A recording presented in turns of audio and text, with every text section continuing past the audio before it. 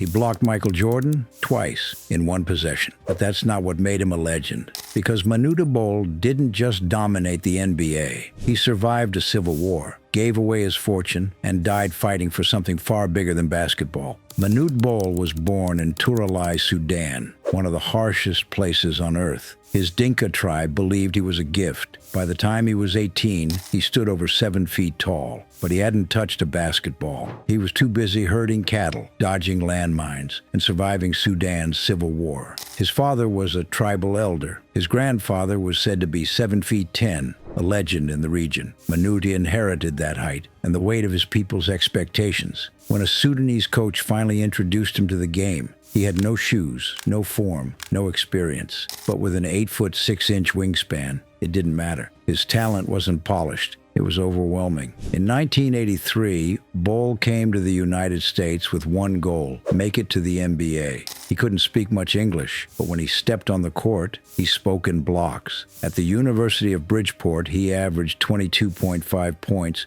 13.5 rebounds, and 7.1 blocks per game. That wasn't a typo. 7 blocks per game. He entered the NBA in 1985 and immediately led the league in blocks. In his rookie year, he averaged 5 per game and finished with 397 blocks, the most ever by a rookie, and he did it all without scoring. Manute Bol finished his career with 2,086 blocks and just 1,599 points. He's the only player in NBA history with more blocks than points. He once blocked 15 shots in a single game, blocked 4 three-pointers in one quarter, and in a legendary moment, blocked Michael Jordan twice on the same possession. He didn't care about stats. He didn't care about glory. He was there to protect the rim and humiliate anyone who challenged him. But what made him unforgettable was what he did off the court. Manute Bol sent nearly every dollar he earned back to Sudan.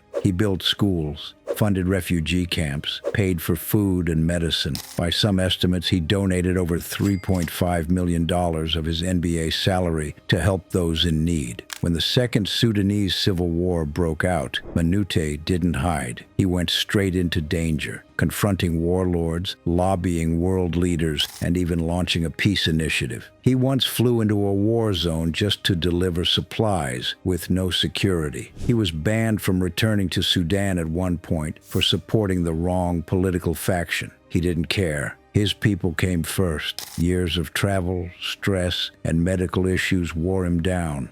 He suffered from severe kidney trouble and a rare skin condition called Stevens-Johnson syndrome. Despite the pain, he kept fighting, attending fundraisers, speaking at events, doing everything he could to raise awareness for Sudan's crisis. In 2010, Manute Bol passed away at the age of 47.